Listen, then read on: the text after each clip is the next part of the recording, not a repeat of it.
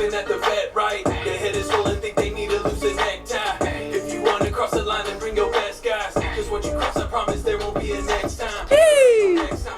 Welcome back, guys. Episode 50 of what started this goddamn channel.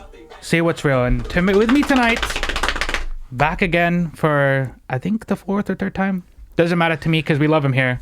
Got J Fiddy here. Hey, here we are on episode 50. J Fiddy in the building. I didn't think of that. Look at that. Divine timing, divine alignment. Here, cheers, Hey, Andrew. yeah. Thanks for having me back, 50 bro. with Fiddy, dog. Hell yeah, man. Just in the lip thing. That actually, you blew my mind. And it's not hard to blow my mind because I'm like, super like skeptical of everything. But yeah, that was fucking crazy, dude. Dude, couldn't even make it happen. Episode, like I said in the beginning, episode 50. And hey, I haven't had to say what's real in a minute. So for the people on Spotify and Apple Podcasts, this will be a longer episode. There won't be a second episode for this week. It's just going to be this one, if you're looking forward to that. And yeah, these clips will be on TikTok like they usually are. So if you want to clip on me, whoever, follow me, bro. Do what we got to do. And yeah, let's start off tonight's episode. So we got South by Southwest. Dude, just came back from fucking Texas. I'm going to let you get in that because that's, now that you're saying that, now I know what you're talking about. So Yeah. So just flew back from Austin, Texas. Got to perform at South by Southwest out at the Dada Lab. That's what I was originally booked for. So like I got booked to perform at South by for like one show. And I ended up getting to perform twice, bro. So yeah, walk us through that. Yeah. So dude, it was pretty insane. I was like looking for something to do because my performance was until 9 p.m. and I was like there all day. And I was like, I need something to do. So I'm like searching on Instagram trying to find something to do. And I found out there was like a hip hop show going down at the Soho Lounge, like right on 6th Street, like in downtown Austin, like the heart of downtown where shit's popping. I go out there at 11 whenever it's supposed to start. And like all these artists are outside. I'm like, hell yeah, time to like. Did you recognize any of them? No, not at all. We're all like technically like nobodies to each other because we're all from like different areas. Come to find out, like this is like this huge melting pot of hip hop, bro. Like I met dudes from Denver, Baton Rouge, like South Carolina, like Jersey, New York, like all over the fucking place. Texas, obviously. But yeah, it was insane. I just go out there. I'm like networking with all these dudes. This dude from Baton Rouge, Looper, I like was chopping it up with him. I was like, bro, you know where to get some tree? And he was like, oh, you trying to smoke? I was like, hell yeah. Like, and we're down in Texas. We're like not supposed to be smoking. He opens up his coat. I got you. Dude, he had like a little pack of like 5 blunts. We like sparked up. We're walking around. And yeah, I ended up finding some tree while we were walking around. And yeah, I was just networking with people at Soho until I went to Dada Lab. And during that time, like while I'm waiting for my performance at Soho, I'm meeting all these different artists. And I got to meet the promoter that was throwing the show. He was like, yo, if there's any artists that are like in the building that aren't supposed to perform tonight and you want to perform, like come talk to me. That was your cue, bro. And like I was like, yo, let's go. Like, and I'm trying to get this dude's attention. He keeps like dodging me, bro, just dodging me. I'm like looking him dead in his fucking eyes, dude. And then he'll just like all of a sudden he just shoom opposite way. I'm like, I'm gonna get this dude's attention. And eventually like I just cornered him. I was like, hey man, I'm trying to perform tonight. He was like, yup, like, we're gonna do it like near the end of the night. You'll be able to get on, blah, blah, blah. I was like, well, I'm gonna go perform at the Dada Lab like right now. And so I'll be back later. And so I go Uber out to the Dada and like the DJ's not there, bro. Like shit's running late. I'm like, I swear if I miss my chance to perform at Soho, I'm gonna be so mad. And so at the show, at the On the Wave show at the Dada, they just like was plugging in phones, bro. They're like, fuck it, we're just gonna run it off the phone, like since the DJ wasn't there. And so did the DJ ever come? Yeah, he came like right after I performed. Like all of a sudden he pulled up with all his equipment. But what's the luck? Yeah, I was like, luckily I went second, bro, because I was like able to perform, meet like a couple artists that thought I was dope, and then Uber back to Soho. And so yeah, I met like at least a dozen artists at the Dada in a matter of like 30 minutes. Network crazy, kill it. And yeah, Ubered back to Soho, and I'm like, I connected with Lou. I was like, hey man, I'm back. Like, I'm ready. And he was like, all right, just wait on the side of the stage real quick and then we'll get you uploaded. Go up there, plug my flash. Was their equipment better than the Oh yeah, dude, the sound was dope. And this was like a 300 person venue, and there's an upstairs performance spot and a downstairs performance spot. So they had like technically 2 shows going on. And but I was gonna get to perform like downstairs on the main stage, bro, and this shit was packed all day from like 11 till closing, 11 a.m. You performed in front of people who I performed in front of like 250 people, bro. Like all dudes that didn't know me and shit, and anxiety kicking in, bro. For me. I was ready, bro. I was ready because I've been watching these guys and like, bro, I've been doing so many fucking shows. I've sat through thousands of performances, and so at this point now, whenever I sit through performances that aren't that great, like, and I'm not being egotistical, I've practiced, so I've earned my right to say I'm a good performer, and so like sitting through other people's like not so great performances only makes me like hungrier. I'm like, give me the fucking mic, bro. Like, get out there, give me the mic. Like, I'm so tired of this. Like, just let me perform, bro. I remember the episode we did late with you last year. We were kind of like, when's the next show, because there was a like point in time where like you hadn't performed in a while, and then now you're just on like a fucking bender, just a tear, bro. Ever since the summer, just been boom boom boom, having them go.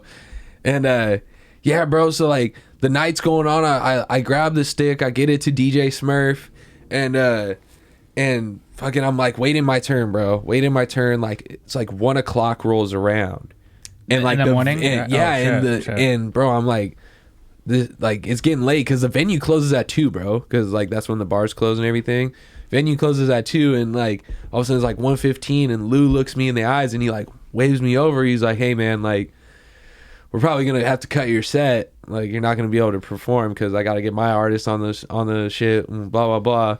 Fuck. And I just look this dude and I'm just like, bro, I'm from Seattle, my song is 2 minutes and this is what the fuck I do, like I promise you it'll be worth it. And he just was like, he's chewing his gum, and he's like, all right, you're on next. And I was like, hell yeah, let's fucking go. like I'm so hyped, bro. And yeah, I go up there and do Clairvoyance. I'm like jumping on the fucking speaker, and like these dudes, Prolific Posse from Denver, they were fucking with me because, I showed them love too. And like crowd's getting into it. And I look back at Lou, and he's just like lit the fuck up, like hyped that I'm like killing it and shit. And yeah, pretty much, put on a great little performance. Crowd went crazy. He fucking, gave me hella daps on stage afterwards, and he offered me a 3-show tour. Like fucking, they're like, I can choose the cities. There's like Houston, Dallas, fucking Sacramento, like Denver, Charlotte, like. So you go with him and his artist? Yeah, like everybody that's gonna be. You have to pay for it though, huh? I mean, yeah, as long as I get over there. Yeah. But. Yeah, bro, it was a fucking insane experience, bro. And I didn't even get a hotel. It was like a 24-hour thing, right? So like I flew out Friday night at like 11 p.m. and I showed up in Texas at like 6 in the morning. And so I like sleep on a fucking chair like in the airport, like just like this pretty much for like a couple hours, wake up, and I'm like up until fucking 2 in the morning. And then you have to fly back. And then I had to fly. Like my flight was at like 6 in the morning, right? So I finished performing, and I catch an Uber to the airport. I get to the airport at like 2:15, bro, and all of a sudden I see it's like the checkpoints don't open till 3:30 in the morning. And so I was like, what the fuck am I supposed to do for like an hour and a half? So I found like a plug-in, bro, on the wall, like on the floor and shit. So I'm like just sitting up against this wall with my phone plugged in, and like I don't even remember falling asleep. I fucking fall asleep, and I wake up to like all these people like rushing to the checkpoint because it's open now, and like I was like kind of drunk from like and so like but I'm passed out on the airport floor, bro. I wake up, I'm like sleeping on my side and shit. I thought you were gonna start writing 4 p.m. in Texas, dude. It was so bad. I was like literally sleeping on this dirty ass fucking airport floor, bro, just from being so goddamn tired. And I'm like groggy as shit trying to walk to the checkpoint, and here's these 2 dudes that I met at on the Wave show. They're like, "How was your floor nap, bro?" I was like, "How embarrassing!" Everybody bro. has slept on the floor, bro. How fucking embarrassing to just like. You just see this dude with like a fanny pack just pass the fuck out on an airport floor. You're No lucky, jacket, bro. bro, I'm just actually glad no one stole your shit, dog. Yeah, that's that Southern hospitality, man. Yeah, you know what I mean? They're like, they don't have it up here. well, I mean, poor, you know. imagine, like, are you gonna steal somebody's shit if there's just a dude with just a t-shirt, shorts on, his phone plugged in, like, and he's passed out on an airport floor? Like, he the way you doesn't- describe it, that's the hottest commodity for people up here. they probably thought I didn't have shit on me. They're like, dude, this guy didn't even bring luggage. Like, They start giving you money, like, bro, no, I'm not asking for money, dog. You know, you're like, hey, I'm good, dude. wake up with money in my pocket. Yeah. Like, thank God, dude. Yeah, I let me was help. fucking broke. Go get a fucking McGriddle or something, dog. Do you feel like Clairvoyance is like your like go-to showcase song now? Yeah, I think it just has the most grab. You know what I mean? Like, the fucking hook comes in, and it's like you're gonna win a lot more people over that way. Amonte shot it, right? Yeah, Monte. Yeah. So, Which I feel kind of bad because we were supposed to do a review to that video, and I remember we said we were gonna do a review to that video, but you got hella sick, bro. no. Well, not only that, Oh, but you guys. I remember you like said- a we we told you we were video? going to, and we were going to. Yeah. No, it's because you said that it was gonna be out on like Oh yeah, the 13th. the 13th or something, and then it ended up coming out Yeah. on New Year's. Yeah, because of that shit with Cut, right? No, I think it was Cody Co. Oh, yeah, the yeah, Cody yeah. Co video dropped, and He I was reacted like, to the Cut video. I was like, I have to drop this right now, and like, thankfully I did, because then all of a sudden everybody from Cody Co just pumped it up. That's Boom. smart as fuck, Bro, bro. I was like, everything worked so perfectly with that shit. It's like bro. so petty of me, I guess, because when I was talking to Andrew about like the possibility of like doing that and getting it out, I was like, bro, like I hadn't had a haircut and my beard was looking like mad scruffy. And I was like, bro, He was like, I'm not doing it. I was like, I can't get on camera right now. And So then like a week or so passes by, and I was like, hey, like, did we miss our window to like make a reaction to this? Because I don't want to do like 2 weeks later. And that's what kind of just ended up happening. I swear I thought it was because you were like, No, I think everybody at the house was like dying. I think and that might have been sick around the and- same time, yeah. But that was my reason for like why we didn't shoot it then. I was just like, yeah, bro, I can't get on camera right now. And by the way, I'm like the not that I wouldn't have done the same thing, but I'm like the complete opposite, bro. Like if I'm sick, I'm like, the show must go on. I know, And yeah. but that's not healthy, I've watched though. a couple of the podcasts where you're like, Yeah. Yeah, and it's embarrassing. It is embarrassing on my part, and maybe I shouldn't have done it. nah, I gotta, says like, a lot get a- about your character, man. It's like, Yeah. Like it's about drive, it's about power. and take what's ours.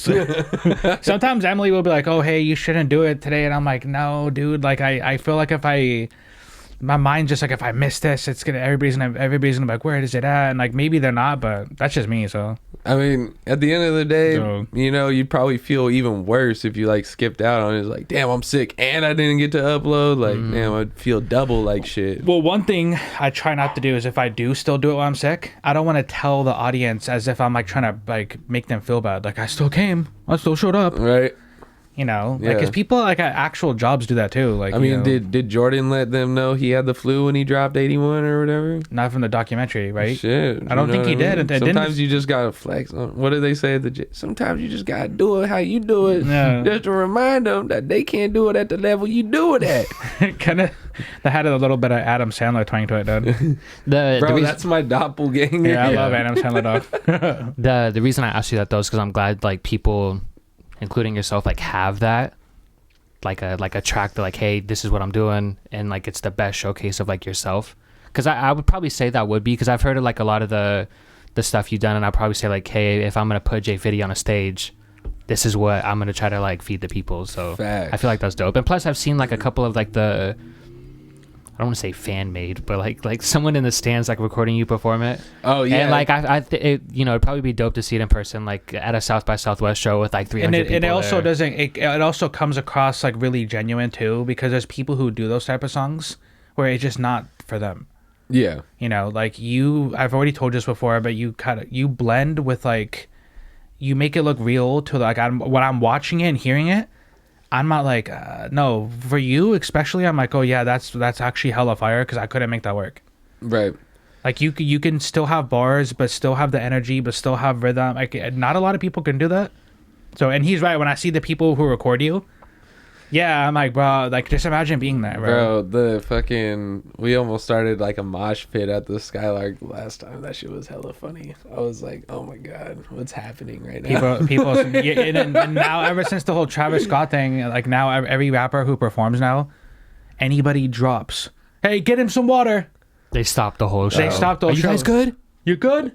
Be like, bring him up here, throw him on the guillotine, let's fucking off with his head. Let me give him CPR myself. They start putting the mouth over the mouth, like, you know what I mean? So, oh my god, yeah, that shit's it's kind of they're over dramatic now. They're like, if somebody's just like, what would you do? So like, I know that, I think I know the answer, but like, if you had the chance to perform at like stuff that like big industry people rap at, how would you approach that? And does that change the way, like, for instance, I don't know the concert's name, so my bad, son, because I should have looked it up. But the Joyner Lucas thing that's happening.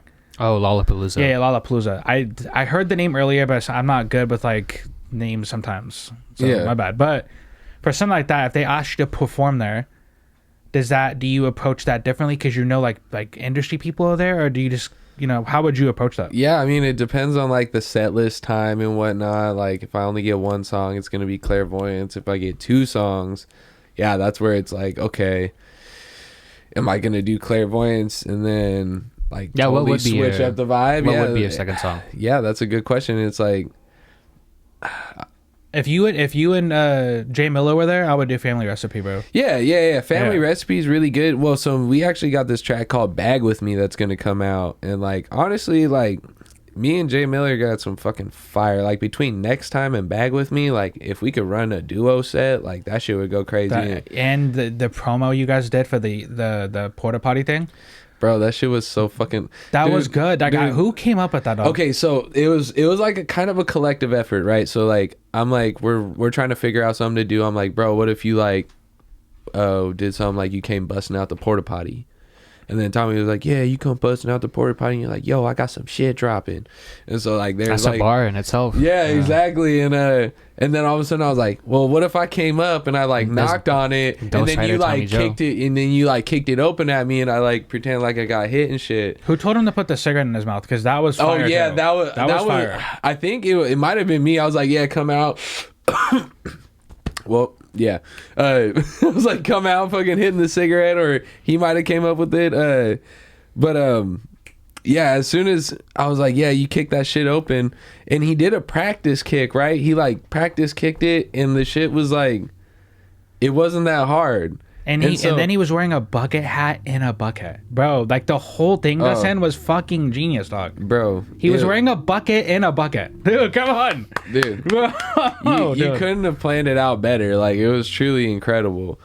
But dude, so he I like you two. Bro, you two together, bro. Keep it going, dog. Like that stuff, fucking like pumps me up, bro. That's my protege right there. That's my protege. Like we got told by somebody, thou that shall not be named.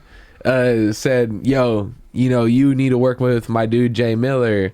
And I was like, yeah, bro, like I'm definitely down. And then as soon as me and him met, we had like similar like inspirations. We just so happened to like write to the same fucking instrumental, like when we were like first writing. Like it was Aston Martin music. I love that instrumental, dude. Bro, like that was like our first fucking instrumental that we both wrote to. And like I don't know, man. I really do look at him like a little brother, you know, and we have such a good blend together. And yeah, I mean, every time we fucking make a song together, it's a banger too. So it's like, dude, I would. Does he get mad when you? I don't know if he gets mad or not, but does he get mad when you call him your protege? No, actually, it was I just like randomly said that once. And he actually told me, he was like, you know, if anybody said that about me, I would take that the wrong way. But because it's you, like, he really does respect me, bro. Like, I mean, obviously, I don't want to, like, blow up his spot or nothing. But, like, he does give me a lot of respect every time I see him, you know. And that's why I really fuck with him, too. Because it ain't just, like, fake, bro. Like, he's told me, like, that's how, like, the inspiration of, like, footwork. Like, that's, like, a bar in Phoenix. which is like the first track off of my album. Pivot spin, or watch the footwork, pivot spin move, slam it down, I go berserk, like. And so, like, the footwork bar, you know, he like... You've been blowing my mind this whole episode, dude. You know what I mean? Like, maybe it's the wheat pen. I don't know. It's the prickly pear. I don't know what it is, but you've been blowing my mind. Some fucking magic happening, bro. That, dude, honestly, bro, shout out to you, because that, I fuck with that so much. Because I put... When it comes to rap, I know I fucking annoy you, too. When it comes, like, me sending this guy... I'll send him, like, battle rap bars, like, every day, dude. Yeah, you told me about that. Every single day I'm sending him battle rap bars. He's trying to work on the pen, dude. Yeah, and I'm like, Justin, I gotta work, bro. I gotta work on it. And that kind of stuff, that just means he's dedicated to the craft. Facts. Like, his project name is a bar from your project? Yeah. Your song Phoenix, and then, like, the bucket in the bucket, and, like, dude, that... I just like people who really love the craft, because that... I respect that, dog. Yeah. Yeah, no, yeah. He definitely like did a really good first impression with me, and he hasn't really let me down when it comes to like his aspirations. You know what I mean? Like, he definitely wants more out of it than just to be like popular. Like, he wants to be the GOAT. And I'm like, yeah, that's what you should be. Like, you're like, I want to be the best. Yeah, and not just number wise, like respect wise. Like, I want people to think I'm a dope performer. I want people to think I'm a dope writer, a dope rapper. Like. And not just on some like whatever shit. Like, that's why I'm in it, bro. Like, you guys are pumping me up, dude. Yeah, honest to God, I love that shit, dude. He's a great kid. He's a great kid. Obviously, you know, kind of reminds me of a. Oh, go ahead. Oh, I was.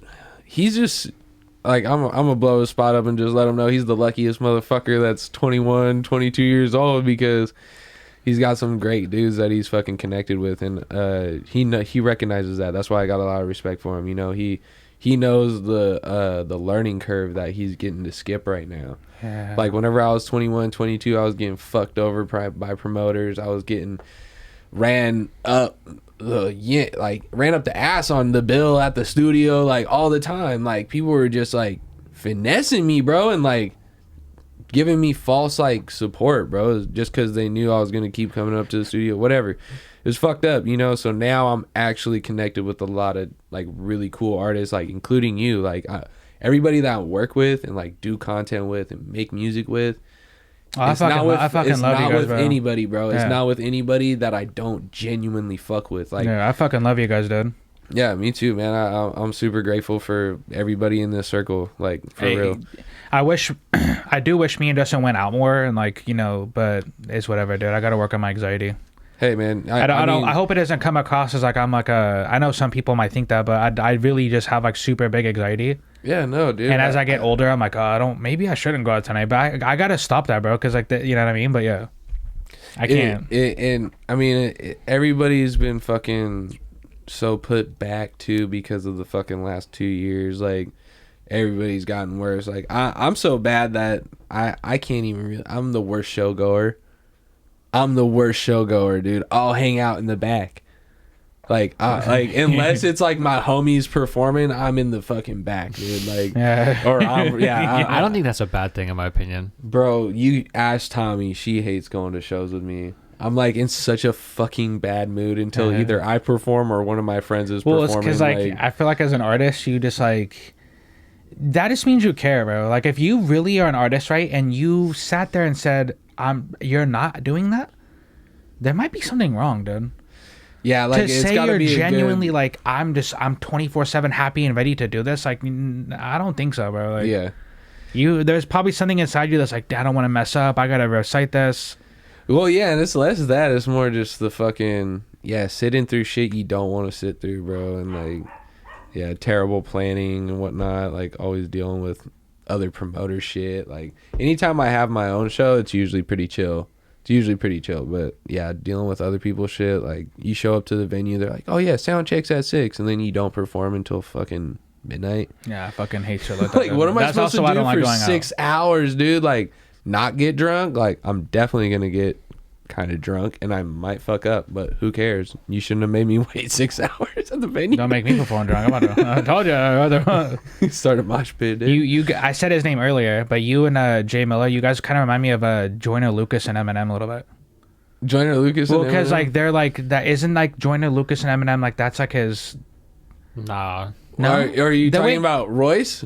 Well, no, Royce because the 5'9" Joyner kind of like rides for Eminem like a lot, like in like the respect level there, the work ethic they have together. Oh, okay. It kind of reminded me of like something like that, where like he's in it for the respect and the glory, and not like on what the other rappers do. He's Yeah, like Joyner, like the younger version. Okay. Yeah, like he's not in it for what other rappers are in it for. He's in it for like the bars, the respect, the craft of rap. Like, so you could tell, dude. Yeah, you can fucking tell, dude. Joyner is a shit, bro. I fuck with Joyner. I really like him. Which we brought up the Lollapalooza thing earlier. Which thank you guys, because I fucking forgot that name. But he's not. He doesn't want to perform there anymore. Which they did put his name on the flyer like super small, dude. Yeah, it was. I actually think it's hella funny when they do that kind of stuff. I mean, it is, but like when you're, you know what I mean? Like MGK's wasn't, right? Isn't that what the problem was? Like, well, no, like festival headlines and well, not headlines, festival flyers in general. They have like the most popular artists and like a big name because that's who you want to draw the. And they're usually headlining the night. Yeah, like that's who you want to draw your audience slot. from, right? Mm-hmm. You know, you're gonna have like Future, Drake, Travis Scott, the biggest name, because you want people to see that name, and then the tiers underneath there in smaller names, and he's just mad that his name was smaller. So is MGK performing there as like the rock MGK or the rap MGK? Probably the rock. And so I know Joyner was calling him a goofy and all that stuff. Like, Joyner was going off on him, bro. On Twitter. I mean, it's the politics too of why I kind of don't fuck with certain things about the music industry and the podcast industry. It's literally the politics of it. Yeah. To me, but like Lollapalooza isn't like strictly hip hop. Like, is it? It could be anything. Well, do you think he said that because of the past beef with Eminem and MGK? Like that kind of like I think that's why he did it, bro. Like you're not about to have his name above mine and my name's smaller and we've already killed this guy in rap. Why is he? That's what I thought this was coming from. Yeah, that's a good point. Yeah, I think it could be trickled down from that, but also like Joyner could just feel like he ain't getting his fucking flowers. You know what I mean? Like, I mean, obviously he has been killing it for a long time and he has been putting up the numbers, but yeah, at the same time, bro, like, you know how many fucking artists are on that bill that are all big? Like, technically all of them are big artists, you know what I mean? So it's like, I hope it doesn't get to a point in any adventure I try to do where like that stuff. I would be excited just to be on that list. Yeah, as long as they're paying you, unless they're like, oh, everybody's name in this font size isn't getting paid or something. Yeah, no, it's not strictly hip hop. There's Metallica, Dua Lipa, Green Day, Glass Animal. Oh yeah, they got Dua Lipa. Bro, they got fucking Green Day, dude. Yeah, dude. I don't know why, Manchester but Orchestra. Dua Lipa, dude.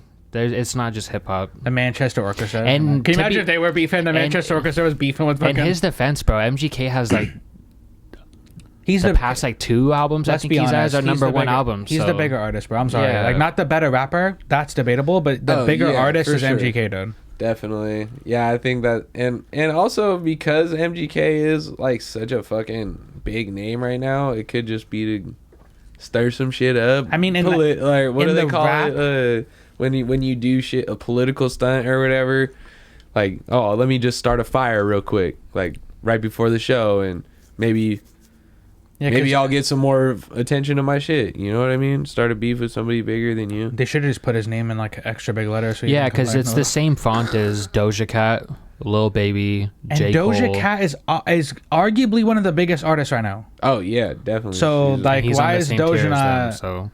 Yeah, and J. Cole is like... And Lil Baby, which is probably like the biggest hip-hop artist out right now. And yeah, they have MGK on the same thing as that. But like I said, his last rock album went number 1. So okay, so to me, that just sounds like you just don't like MGK then.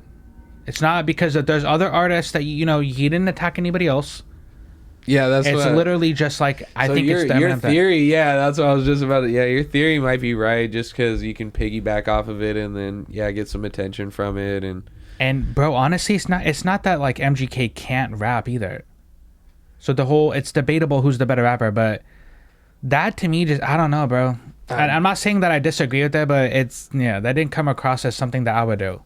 I would be happy just to be on it. Yeah. But maybe that's why he would say that's why you're not famous yet, and that's why you're not a big name. So who knows, dude? Yeah. I mean, MGK's also been in the game longer too, though. So it's like you gotta respect people who've been on longer than you too. Like, I'm pretty sure MGK's been popping longer than Joyner. Didn't Joyner pop whenever? I'd say like 10 plus years. Yeah, MGK. Wild Boy came out when we were like in high school still. Yeah, exactly. And then Joyner just got on whenever like Lil Pump got famous because he did the fucking Lil Pump remix or whatever, right? And that would like put him on. You know, I think Joyner Lucas got famous off the. He might have been making music beforehand, but I think he blew up off the racist shit. Well, yeah, that made him like a pop star, but he did that fucking the Lil Pump remix. I think I know what you're talking about. I'm not gonna lie to you guys. I'm not really a big Gucci Gang. Yeah, he did the Gucci Gang remix, and that shit just went fucking astronomical for him. So like, yeah, that I kind of put him on the spot, but that was recent, bro. That was like in like the last at least like 8 years he's probably been on. Versus MGK was doing tracks with fucking Wiz Khalifa, bro. When Wiz Khalifa was the hottest shit name. out. He's still a big name. In my opinion, Wiz Khalifa is still a big name, and he's not big as he used to be. Yeah, like he ain't. But you say Wiz Khalifa, bro, that's like to us maybe, not to like the new kids, not to like an 18-year-old. Wiz Khalifa's our Snoop Dogg, bro. Yeah, what do you mean? Like, he's our Snoop Dogg, bro. I mean, he was making fire songs, dude. Yeah, definitely. His prime was fucking incredible. It seems like a lot of rappers too are starting to like soil. Like, and when I say soil, maybe I'm not using the correct word, but they seem to place themselves at a place they might not be. Like Joyner Lucas, Nicki. We were gonna talk about Nicki, but Nicki, like those type of people just seem to like maybe they over bet on themselves a little bit here. And like, you know, because you're right, you don't see Wiz Khalifa coming out and like, I used to be the one, I used to be the top guy, and no one can make songs about weed unless it's through me. And like, why do I that's another part of the politics I don't like. Yeah, I just don't like the politics, bro. Maybe it's because Wiz is just smoking good weed, enjoying himself, versus like, I mean, Joyner's always fucking on Adderall, dude, ADHD. Like, he's probably always pissed the fuck off. That's why I'm focused. It's like, dude, like, yeah, it's probably just like drug of choice. You know what I mean? and you mentioned something earlier that he was maybe it's just straight up like, hey, my name shouldn't be that small on that flyer. But if for sure it should, bro. I think Joyner Lucas is like hella good. I'm a fan of his, but like he's not relevant in the grand scheme of music. Yeah, in my opinion, compared to the people above him. Yeah, because you were talking about Doja and all that. Like, I'm Lil sorry, Baby bro. And, like, you're not that big. And it's not that we're saying that he's not a better rapper. Right? Yeah, exactly. That's one of the things I hate about rap. I know, but like I said, Lollapalooza doesn't base their font sizing off of how good you are. It's the audience you can pull. I'll jump right into this, bro. Like, that's one of the most annoying things about the whole Nicki Minaj debate. Literally. Like, anytime I've debated anybody about it or talked to anybody about it, they'll be like, oh, but what about Snow? What's her name? Snow the Product. Oh, yeah, she's 50. Yeah, so I won't debate that one because, yeah, she is, right? There's a reason why she's a big fan. Or when you say, hey, Nicki, I feel like Nicki's the GOAT. Oh, what about Lil Kim? Or what about... They'll try to, like, put somebody up there that, like, is just known for strictly rapping. Yeah, what about Flo Milli? Yeah, what about Flo... And I'm not saying... Rhapsody. I don't want... I guess it comes across as, like, hating, I guess. But, like, bro, like, I hate when people do that, too. No, popularity plays a big part. I had a debate with somebody, I won't say her name, but because I don't know if she wants me to say her name, but we had like this huge debate about Nicki recently. And she was mentioning people like Lil Kim and all that stuff. I'm like, hey, look, yes, Lil Kim did come before her, but I don't know how you feel about this, so I'm going to ask you in a second, but you can't put Lil Kim, in my opinion, when it comes, she's not better than Nicki Minaj, bro. I'm sorry. I'll just say it. She's not, dude. Call me what you want, but I just don't think so, dude. Yeah, I can respect Kim for what she's done. Yeah, and her place in hip hop history will never be touched. Like, she literally is a pioneer for female rappers, pioneer for hip hop in general. Like, she was alive during the Notorious B.I.G. era. Like, bro, and part of that crew. Like, that's legendary. Yeah. But when we're talking about like who could be the GOAT, bro, like, and that's when that annoys me, is when people will say like, oh, but what about Snow the Product? What about Lil B Mama from East Compton? I'm like, bro, can we stop? Sorry, like, can we stop trying to like put these people, like, it's not in my opinion, it's not close. Sorry. especially for people who don't write their own shit. I think the goat and the goat site, like the goat is always like a cycle, you know what I mean? Like Lil Kim to everybody like 35 and older is the goat. Yeah. And then everybody from probably 23 to like 30, it's like Nicki's Jordan probably and LeBron. like the goat. Yeah, exactly the same thing, you know what I mean? But like, yeah, you ask your uncle who's the GOAT in basketball, Jordan. It's like, nah, it's fucking, you know. LeBron, dude. Yeah, exactly. So it's just like there's always this cycle. So like I'll always think Nicki's the GOAT because I grew up in high school like November 18th and like all that shit. Like, you know, it was just a great time. And she to be was listening Well, there to wasn't it. really female rappers doing it like that. Yeah, she evolved came she out. evolved the rap sound for females, like took them to like this new age, like street and pop set, like fusion, you know, like she did it right, you know. She I was fucking a love Nicki, pioneer. dog. Because like the Lil Kim had her moment, then Lil Kim fell off, and then since then there wasn't like a female superstar. I would say until Missy Elliott. You could argue Missy Elliott I was think the bridge she was like between. more like pop hip hop though, right? Do you consider Missy rap, like a rapper, or what do you consider Missy? Because I don't want to like. No, she probably was a rapper, but she was more of Yeah. like the dance club. You Yeah, know, she's still like, I guess, in the discussion. Like people would definitely consider in like the discussion for like greatest female rappers. Yeah, I would. like you're not I gonna agree with see, them you on know, that. like Monster. You're not gonna see Missy Elliott on like a Monster song. I was just gonna bring that up. So part of the debate with this person that I'm talking about, I brought out Monster. I said Lil Kim doesn't have a monster, right? Fucking Cardi B, Meg Thee Stallion, none of these women, and no offense, ladies, but you don't have a monster verse. You know what I'm talking about? It's the song by Kanye. The so- song is called Monster. So Jay-Z, Kanye, Rick Ross, and Nicki are on the song, and Nicki arguably destroyed those three. Oh yeah, okay. Yeah, Yep, yep. yeah. So No, she to the point where Kanye didn't want her on that song, because like Kanye. So Yeah, I get that what you're saying. album was Yeah. like Kanye's like, you can arguably say it's his best album, right? And he knew that before he was while he was making it. So he said like, if I put this verse on here, it's gonna outshine my like the vision of what I'm trying to like, you know. He didn't want her to outshine him, so like he was like, she had to like beg for him to keep that on. That's like the best verse she's ever rapped. that's so when we bring up the debate, bro, these other people have not done that. And Yeah. And a lot of name that comes through is Erykah Badu. She's Lauryn Hill. Like again, those people, their place in hip hop is solidified, bro. You can't touch those statuses. I mean, I just went to the Museum of Pop Culture in Seattle where they have like a huge rap section. And the rap section, you get to walk through and like see all these big names and stuff, and it was super cool. You know, but come on, bro. I don't know how you feel about this debate, but Yeah, I mean, I know, I do. You just said the raised Nicki a good, thing. you raised a good point though with that like monster verse, because I can't think of, I don't know if it's lack of like availability, like who's hitting up Cardi B, or I guess she was on like a track with fucking Quavo and Nicki. Motorsport. yeah, but Motorsport, Nicki yeah, didn't even but- want that to happen, right? Like, didn't Yeah. Nicki like they had to beg Nicki to like keep Cardi on because her and Cardi weren't friends at the time. So they were making that song. Nicki had a line where she says, "If Cardi's the QB, then I'm Nick Lombardi."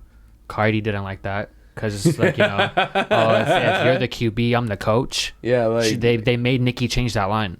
So if Nicki's like, "Hey, if I'm changing the line, just take me off," and then they ended up like, But you it's know, true, coming though. to like a what's the word? Cardi compromise. A compromise. They came to a compromise where like they, you know, the song ended up getting made, but that's kind of why the because she like I would feel some type of way if you guys are trying to compare Cardi to me if I'm Nicki. Cardi doesn't write her own stuff, bro. Like that's a well-known thing, right? You're trying to compare someone who doesn't write and isn't really a rapper to me. Sorry, and like it goes into. I wanted to talk about a quote with you guys from The Dark Knight. It kind of goes into that because Nicki is starting to become what people perceive as the hip hop villain. yeah, You die a hero, or you live long enough to see yourself become the villain. yeah. I think that happens with like every artist that lives long enough. You know what I mean? Like Pac and Biggie are the perfect example. They'll live in history like to this day. They're still known as like in the top whatever. But it's like, where would they be if they were 50 years old, like Tech 9 right now? Would they be in the conversation? Would they be, in the same like position as like somebody like Tech, or would they be like Snoop, like still on top of the world? Or would Snoop even be relevant? Like, would he still have that legacy to be able to tell all the stories of when they were around? Like, but I think Snoop Dogg is like, now that you mention that, I think he's at the like the respected level he's at because he hasn't became a villain. Like, you know, Snoop Dogg didn't like shit on Wiz Khalifa. They collaborated hella and made him the next Snoop Dogg. He like passed the torch gracefully. Yeah, Snoop. She's becoming he never the villain. had any beefs. She's becoming the villain because she's like gatekeeping the fuck out of like female rappers.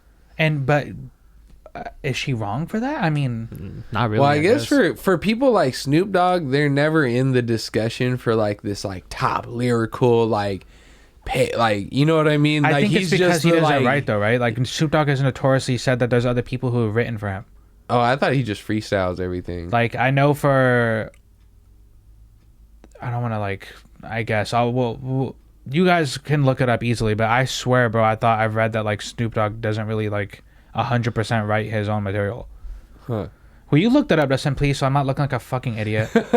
Yeah, sorry. And I'm not even shitting on Snoop. I love Snoop Dogg. Yeah, I love Snoop too, bro. Complete legend. Yeah. I salute, bro, because like honestly, like you've been able to sustain. He is an anomaly. He is an anomaly, you know, to like, but I don't think he's like enjoyed as much. So in a sense, like you don't die necessarily here because it's like he's probably not getting as many record sales. Do you think he's I feel like he's grown more from just a rapper. He's like you're right, he's like an entity. Mm-hmm. You know, he's more than just.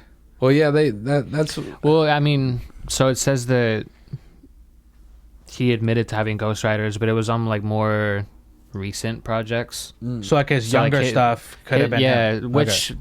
I think a lot of people kind of do that. Like, they're like Dr. first Dre for sure. couple albums, they'll like put their everything into it, and then once they just blow the fuck up, it can become famous. They become more of like a personality or an image. Well, that and you might be so fucking busy. It's like, oh, like you were just on tour for 6 months. Now, before you kick off again in a year, you need another album. And they need to be fire. So they just like, bring songs to you. Yeah, that's what reference tracks are all about. Well, like Nicki for sure, right? So Nicki, she's already a part of an industry that's male dominated, okay? So you already had to work 10 times harder than certain artists. That's a fact. There could be people who dispute that. That's a fact, in my opinion. Then, once she gets there, right, now all these other new people could just... It's kind of like... I kind of related to what you said earlier with Jay Miller. So you don't think Nicki had pretty privilege though? Well, she's gorgeous. Way fucking hotter than Queen Latifah. Oh, for sure. I mean, Queen Latifah's still a banger. Don't get me wrong. She's a dope ass rapper. You know what I mean? But like Nicki, hey, you need a king. Nicki was on like t-shirts whenever I was in like middle school, bro. Like dudes were coming to. Maybe like, Nicki's mad about. Okay, it's something you said earlier. Okay, with Jay Miller, how he's skipping certain. Yeah, like she got signed by fucking Lil Wayne, dude. Boom. Maybe she's mad that she had to do all this stuff to get to where she's at, but these newer female rappers aren't. They're skipping. Oh yeah. They're skipping certain paths to get to where they think they can. Yeah, like, they can even talk to her about being the. That's the evolution of humans. Like Meg Thee Stallion's one of them, bro. No, bro, I could actually see her saying that about like Doja Cat. Like I could see like Nicki being. This is just my speculation. Like, hey. You got famous off some TikTok songs. We're not the same. I am a cow or whatever. Yeah, so like I could see her like, hey, you're not me. You're TikTok. But yeah, I don't even know if Doja would go down in history as like a top rapper. But Doja doesn't like when people talk like that though. Doja says she has a pen. I've seen her tweet that before, like, "Hey, don't sleep on my pen. Like, I really write that. I really write." I mean, like Doja that though. Taco Bell pizza song is pretty gas, bro. She went in. Taco Bell. I've never heard that. Yeah, she did the Taco Bell pizza. Yeah, the Mexican pizza song. Yeah, I mean Doja. I love her because when I first heard of her and Justin showed me the Moo song, she was making her own beats, producing her own stuff, writing her own stuff. I love that, dude. Yeah, especially when like the female rappers have a stigma where they don't write and. You know, the whole, I don't know, but the Nicki thing for sure, though, I can see why she'd be mad. All these other female rappers are kind of just skipping certain, like, paths that you have to take to become the GOAT. And then now they get to just say, well, me and Nicki. No, there's no me and Nicki, They have, like, bro. one album out. Yeah, I'm sorry. There's, like, Like there's other like Meg Thee Stallion's one of them in my opinion. Well, didn't Nicki just unfollow her? Which I don't care about that shit, by the way. I don't care when people. I know people like Rihanna unfollowed Meg Thee Stallion. Like, yeah, how about Drake unfollowed Rihanna? Yeah, they said Drake unfollowed her too. He did. Yeah, and I was like, no, he unfollowed. Well, that too, but he unfollowed Meg, and I was like, okay, who cares? But it all goes back to like maybe they know something we don't know type shit. So I don't know, bro. To go back to the quote though, I was watching The Dark Knight and I hear that quote. I've heard some rappers say that in the actual song, and I wanted to ask you about the quote in itself because I know we were just talking about like rappers with the quote, but the quote in itself, do you feel like that could apply to you? Because I know it applies to me. Because I feel like if I let like public backlash on certain things I say get to me, I don't want to become the villain that I'm fighting against. Yeah.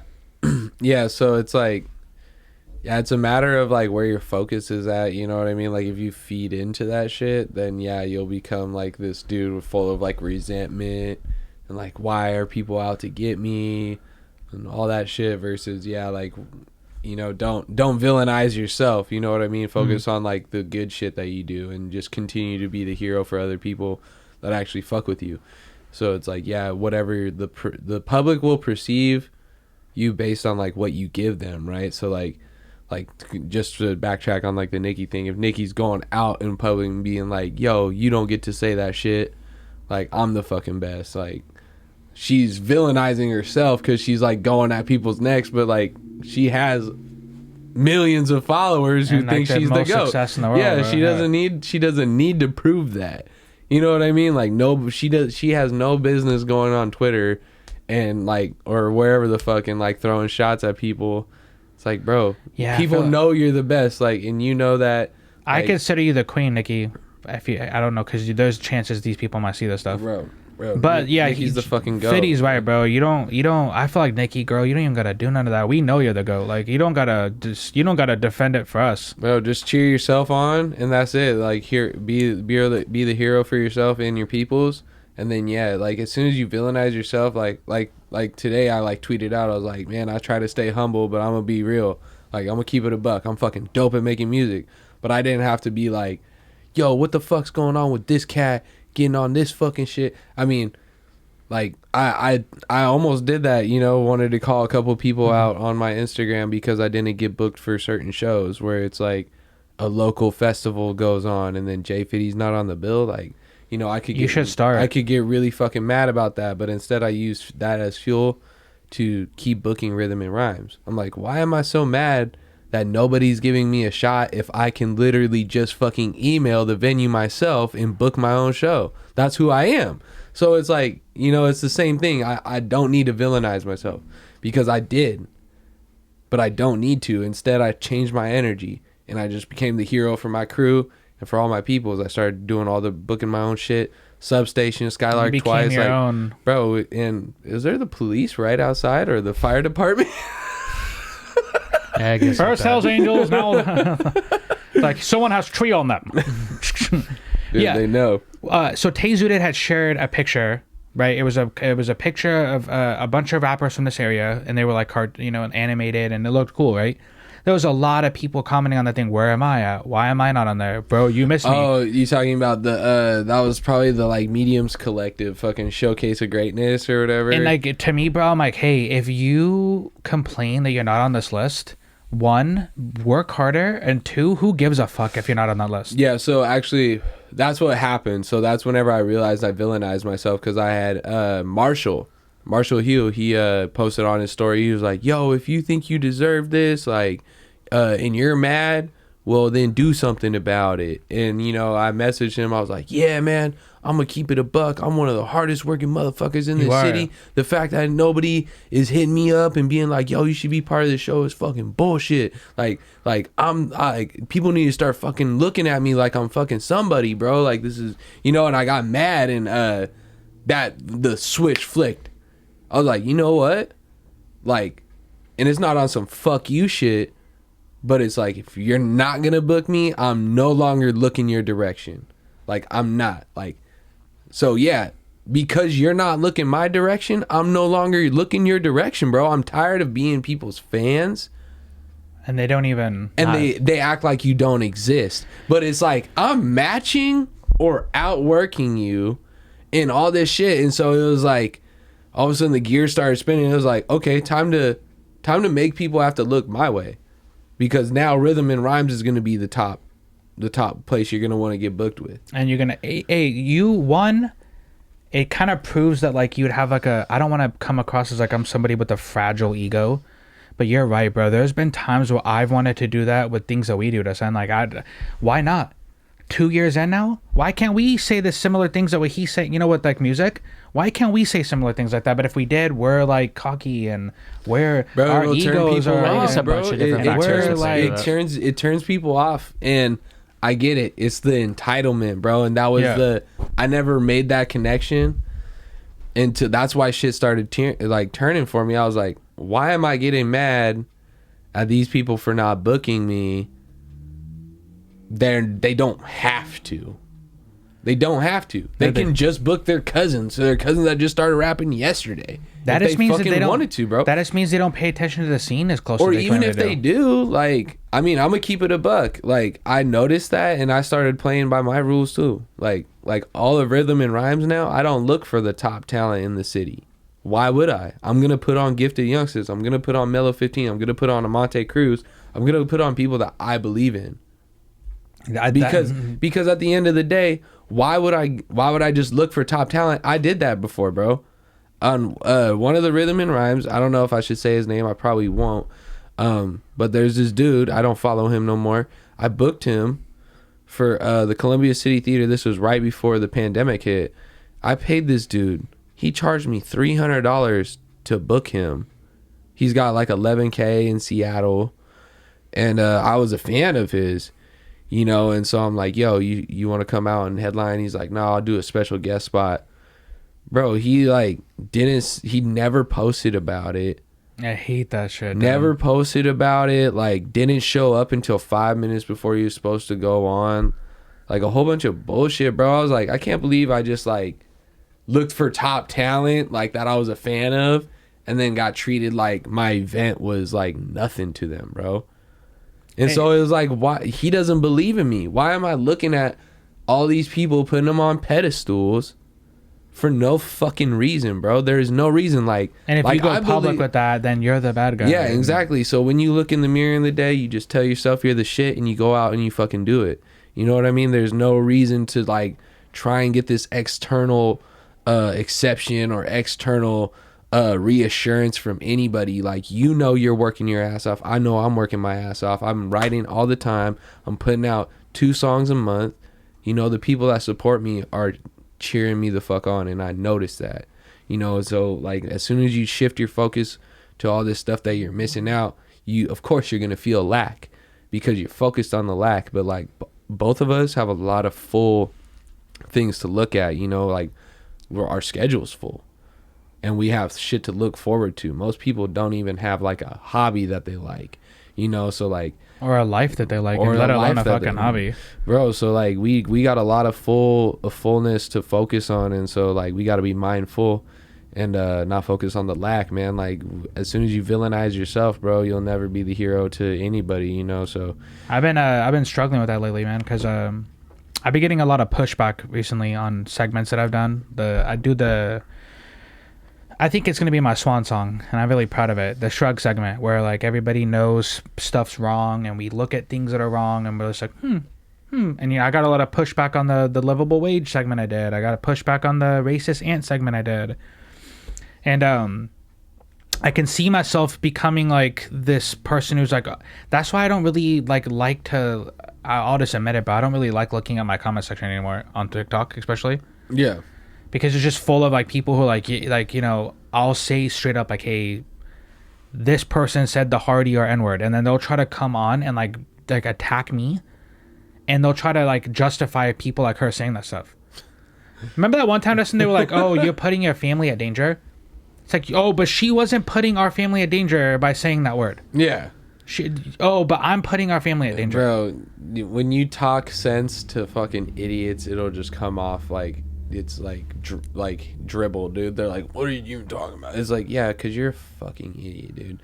Like, there's no talking sense into people who think a lot that of people way. like that. It's scary, man. Like I it's made me not want to like talk about certain things anymore, bro. Well, I mean, like, think about it. Like, if I see a video like that, like, of course I'm not gonna go in there and defend it because I have sense. You know what I'm like? I'll like the video and then move on because I'm like, yeah, Andrew's right. But a fucking idiot's gonna be like, oh, I'm gonna fight this. You know what I mean? So like, no, yeah, but but I'm not against someone's like saying I'm wrong. Yeah, these guys aren't saying that. They're like, you know, the livable wage thing I've been doing this in. I'll have people legit like, hey, the guy who flips burgers doesn't deserve to have a livable wage, but I still want to go into his establishment and order food from him. insane. And you have a lot of people who are like, yeah, this guy knows nothing about inflation or economics, or this guy knows. It's like, hey, all I know is that we all deserve to have fun and while we're here. Yeah. All the fake things that you guys have invented doesn't matter because we all deserve to have a good life. And the guy who flips your burgers deserves to be able to pay his bills and have fun on the side. Yeah, absolutely. Like, if you really think that guy doesn't, bro, that says a lot about you as a person, and I don't really want you around me. Yeah, that's some like really privileged shit, like beyond privilege. I don't even know how like you get to that point. Like, I've had a pretty good upbringing. I even know that shit's like, you know what I mean? But like, there's people who legit think like that, bro. It's like it's pretty sad. Yeah, like you have a very strong like point with just like, man, why are people so okay with like letting their moral compass just not exist? You know what I mean? As it's a like, collective too. It's not just, I think as a collective it's worse because I brought up before we started filming, I was talking about cigarettes and how we all know cigarettes kill you. We hear the statistics, we hear it, we know it, but we all collectively like, whatever, let's just go buy them. And I've smoked cigarettes before, so I'm not shitting on people who smoke cigarettes. If that's you, that's your business. But it's like alcohol too. And I think it's even worse. Like it's not as bad among humans. Like, obviously it's like, I understand why people like the regular human would want to smoke cigarettes or drink alcohol or whatever vice it is to escape this fucking weird life that we live in. But it's the people who actually like are in charge of taxes and like the most money in this world, where it's like, oh, like the planet is gonna fucking die if we don't do something about it, and then they just sit around and don't do anything about it. And so that's the weirdest shit to me. Like, I could give a fuck less if like I was on mushrooms once, bro, and I fucking went up to my mom while she was sleeping and woke her up and told her to not smoke cigarettes anymore. And she just like looked me in the face and she was like, you can't tell me what to do. Yeah, you can imagine as a kid on fucking mushrooms, I was like, oh, yeah, if my mom can say that to me, like, nobody's gonna fucking stop. Yeah, so it's like, you know, the average human, I can understand why we do dumb shit, but the people who run this planet, they don't care. I don't think they care about us, dog. It starts too with like I've noticed that if we can't control what happens in our household, right, and then we can't control what happens in our families, what makes me think I have any fucking chance out in this real world, bro? Like, there's stuff that I won't say stuff, but like there's stuff that happens in this family alone, my family, that I can't control. Yeah, and it bugs me. And it's the shrug segment. Like, why are we all shrugging? Like, why are we just go, that's cool, right? And if I can't control that, and I expect to go out into this real world and tell everybody, hey, there's homeless people, people are dying, people are hungry, we should do something. No, that's lazy, bro. They should go get a job. Oh, you don't like flipping burgers and making $12 an hour? Go get a different job. But that's really being dishonest towards people because not everybody can do that. Yeah. And who's gonna fucking flip your burger while you... Well, everybody else... What if everybody wanted to get a better job? Who's flipping your burger then? Yeah. Exactly, dude. Like, who's flipping your burger and delivering it to you through Uber? Like, you did both, and neither of them deserve a fucking living wage? That's what they say. That's what they say. But you live off of it. You live off of their service, but they can't live. It's like the Matrix, too, bro. Like, weird. we see this happening. Everybody kind of just falls in line with it. And then it sucks being woke, bro. It sucks. Yeah. I don't know if you feel like that, but it is sucks. Yeah, man. I mean, and that's where I came to like this point where it's so overwhelming that I hit this fucking my breakthrough, and I don't know if this is a breakthrough or a fallout, like a spiritual breakthrough or a spiritual fallout, dude. I got to this point where I became so aware of all this crazy shit that's going on that I was just like milked it all away, and I was like, I'm only gonna write music and do shit that makes me happy. I'm not watching the fucking news. I'm not listening to any of your garbage. I'm not. Because life is such a fucking trip. Nothing makes sense. That it's like, if you try to figure any of it out, you're going to be so lost in your fucking head, you're not going to get anything done. And you're going to have a horrible time. Do shit that makes you happy. Find a hobby that fucking makes you feel good. Do something productive. Feel good about yourself. And let the rest of the shit just happen, bro. Because otherwise, like, you're just going to drive yourself insane. And that's what I did, bro. I was on this high flying, like, oh, I'm vegan. I'm going out. I'm doing all this shit. I'm going to make a difference. And then you realize, like, it takes so much more than that. And most people aren't going to follow your footsteps. So, like, do shit for yourself. Like be good in the world with your own actions, and then like other people can either see you do that and then like reciprocate. But like getting all preachy, getting all fucking thinking that you're gonna like change the world at the snap of a finger is gonna drive you crazy, bro. Like, it's hard to follow. That's something you need to hear. Yeah. It's hard to follow what he just said, but that is before we end the show. It's hard to follow. You killed it, by the way. Like, he's right though. I needed to hear that because I want to let the people who watched this show, or just me in general, whoever, like, I won't stop doing this type of stuff, right? Like, I'm going to continue pushing the narrative of opening our minds more. I'm going to push the uncomfortable topics. I'm going to push the stuff like livable wage and bettering humanity, trying to spread love and positivity and fun and comedy. And there's going to be stuff that I say that isn't right. I'm not right 100% of the time, right? But you know that when it's coming from me, I'm trying to like, what is the word? Fuck. I'm trying to like spread like just people being free thinkers. Yeah, like awareness, man. Bring awareness to things. And if like the livable wage segment, if that doesn't work for you, cool, move on from it, okay? But like it's weird to say that like, hey, Andrew wants everybody to be equal. Andrew wants everybody to have a good life. That no, we're gonna, and I'll always fight against that. No. So like the podcast did start off as like a comedy podcast, which I still try to incorporate that kind of stuff. But yeah, I feel like I'd be doing myself a disservice against the people we're fighting against if I don't keep pushing. Like I'm willing to die for certain things, bro. You're a you gotta think about this. You're a multi-dimensional being, man. There's so many parts to you. Like everything, you're just expressing. Just continue to express yourself, bro. Like that's your happiness. It's coming on here and just speaking your mind. So just do that. You have good intentions. So like anything that you decide to talk about, it's for good purpose, bro. Just believe in your fucking in your path, bro. This shit is dope. What you got going on is really cool, bro. And you're doing a great job, bro. This fucking episode 50 is fucking. This is a banger, bro. And what you guys are doing over here is totally worth your time. You guys are making a difference, bro.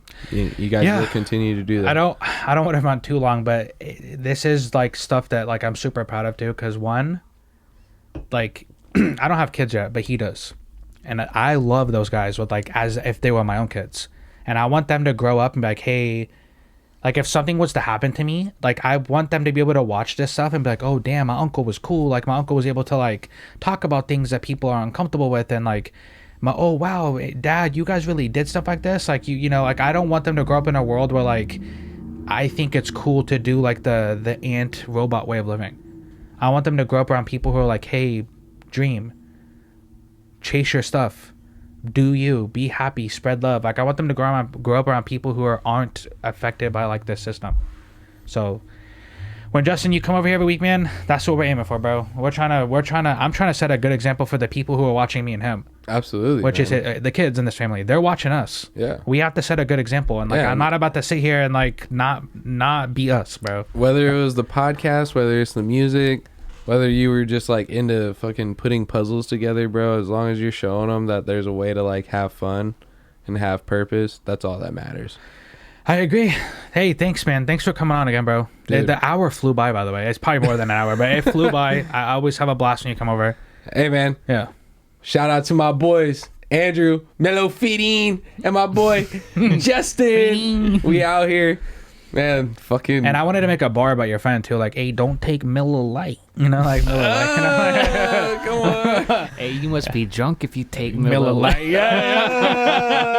Hey, yo, you must So be drunk if you take Miller Lite. Okay. Yeah, hey, bro, hey. Hey, that's a Put that on a bar, shirt. boy. Put that on a shirt, boy. Till next time, guys. Peace. Sheesh.